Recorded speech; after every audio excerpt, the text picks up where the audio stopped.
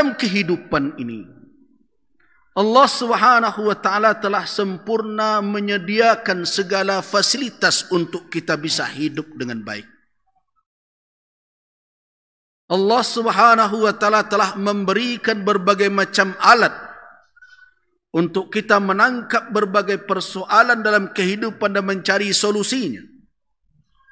Dan Allah Subhanahu wa taala memberikan tuntunan agar penglihatan, pendengaran dan daya nalar yang paling dalam dari otak kita itu ada tuntunan batiniyah di dalam qalbu yang disebut dengan fitrah manusia, dan ada tuntunan lahiriah yang diturunkan oleh Allah Subhanahu wa taala untuk kita jadikan pedoman, yaitu wahyu yang diturunkan kepada para nabi dan rasul yang disempurnakan oleh Allah nanti di dalam syariat Islam, wahyu yang dibawa oleh Rasulullah Muhammad sallallahu alaihi wasallam.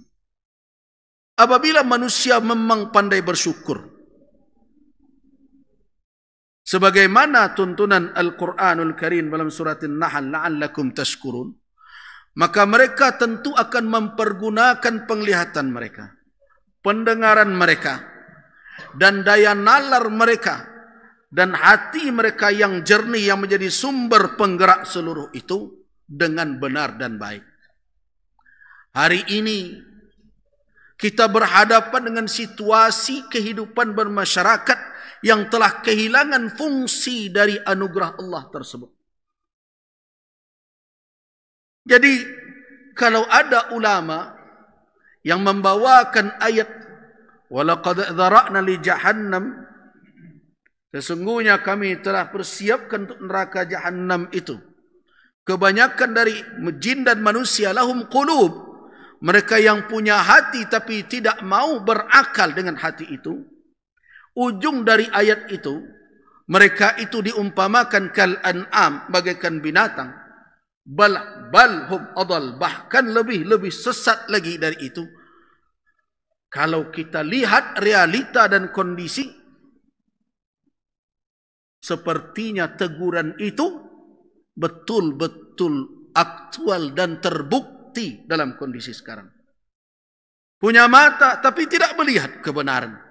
Walaupun telah bersuluh matahari bergelanggang mata orang banyak. Punya telinga tapi tidak menangkap pesan. Walaupun bisiklah samo kedengaran, himbaulah samo kelampauan. Yang punya akal tidak melihat tanda-tanda yang telah jelas. La bajajak bak bakit, la basurih baspasin. Tapi kemudian mereka bangga mengatakan, kamilah orang Minangkabau yang arif bijaksana. Mereka kemukakan pepatah kearifan mereka. Alun tekileklah tekalam, bulalah sangkok 30. Alun dilieklah dimakan, sajutlah rasa meruang tubuh. Tekilek ikan dalam air tentu jantan betinonyo. Kalau benarkah kalimat-kalimat seperti itu? Apakah tidak malu kita ketika kata seperti itu kita kemukakan, tetapi kita jauh dari kearifan yang kita ucapkan? Karena itu, saya ajak kita untuk merenungkan satu ayat lagi di dalam Al-Quranul Karim. Bagi yang terbiasa memakai kata-kata itu tetapi jauh dari makna dan maknawiyahnya. Di dalam suratul Isra, ayat 36, apa kata Allah Subhanahu wa ta'ala?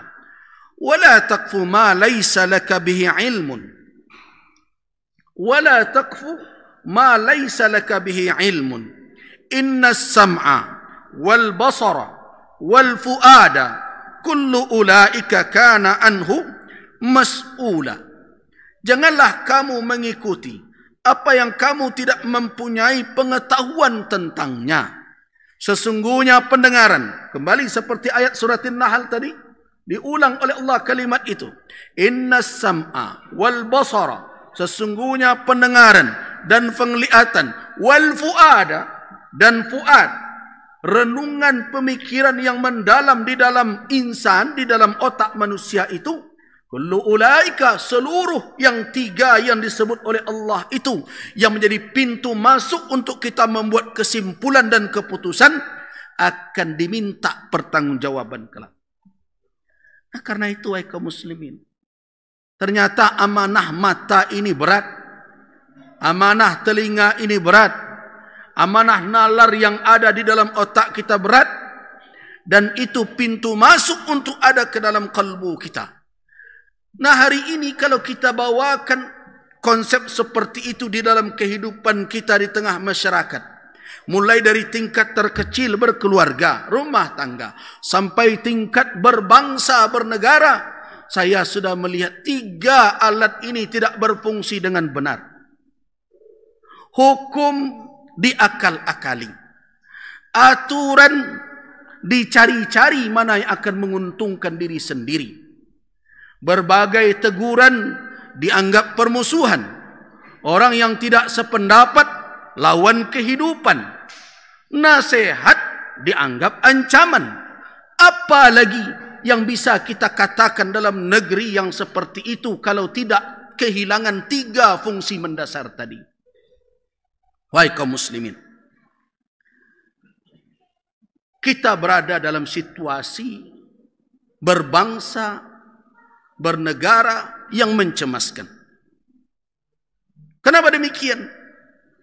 Jangankan nilai-nilai syariat, nilai-nilai agama yang terhimpun di dalam akhlak yang lebih luas maknanya daripada moral dan etika. Ingat, akhlak dengan moral dan etika tidaklah sama. Karena akhlak dia terlahir tidak hanya terbatas dari tradisi, tidak hanya terbatas dari pola fikir, tetapi persatuan antara tiga fungsi tadi dengan kalbu yang ada di dalam dada insan. Yang itu adalah terbitan dan cerminan dari iman manusia. Jangankan kita berbicara akhlak hari ini, malah berbicara etika saja, perilaku di dalam menjalankan nilai-nilai yang telah disepakati bersama saja sudah sulit untuk kita lihat di dalam kehidupan berbangsa. Nah, karena itu saya berpesan kepada kaum muslimin dimanapun berada. Dalam kondisi seperti ini, saya mengajak terutama masyarakat Minangkabau yang mengaku punya kearifan, yang mengaku pandai melihat yang tersirat, bahkan mampu membaca yang tersurat, bukan hanya yang tersurat saja. Cobalah tanya diri, tapuk dado, tanya selero. Bagaimana kondisi kita sebenarnya saat ini? Tidakkah kita khawatir dengan keadaan seperti ini? Aturan-aturan diterabas, orang berbicara seenaknya saja, merendahkan harga diri orang hanya dengan uang. Saudara memilih saya beri ini.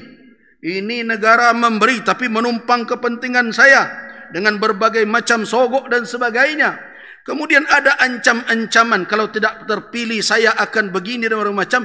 Itu semua kalimat-kalimat tidak beretika, tidak bermoral dan tidak berakhlak, merendahkan harkat dan martabat kita sebagai insan yang telah diberikan tiga alat utama tadi. Jadi kalau ada orang yang bicara begitu, jangan lagi dipandang dia sebagai orang yang patut untuk wakilkanlah kami, untuk dititipkan kepadanya amanah. Saya ingatkan kepada seluruh ulama untuk bergerak mengingatkan umat jangan kehilangan tiga fungsi tadi. Mata pakai supaya terlihat apa yang hak dan batil. Kemudian yang kedua, telinga pakai, dengarkan berbagai informasi dan saring mana yang benar dan mana yang salah. Dan yang paling utama adalah pergunakan nalar yang diberikan oleh Allah Subhanahu wa taala, karena itu bias cahaya yang ada di dalam kalbu kita yang terus kita katakan kita muslim, kita mukmin. Tetapi ketika dihadapkan dalam perkara kepemimpinan, kita campakkan iman kita. Benarkah itu? Karena itu wahai kaum muslimin, melalui mimbar ini ukuran utama seseorang patut untuk diberikan amanah adalah ketakutannya kepada Allah. Keadilan dari situ dilihat. Bagaimana cara melihatnya? Lihat bagaimana dia menjalankan kewajibannya kepada Rabbul Alamin. Kalau pemimpin solat saja tidak beres, nantilah berbicara disuruh menjadi imam. Bagaimana kita akan menitipkan amanah manusia kepadanya ketika amanah dari Allah saja tidak dia tunaikan? Fikirkan dengan nalar yang diberikan oleh Allah. Lihat dan dengarkan, kemudian sandingkan dengan iman yang ada di dalam dada kita. Apakah dia tepat atau tidak menjadi tumpangan?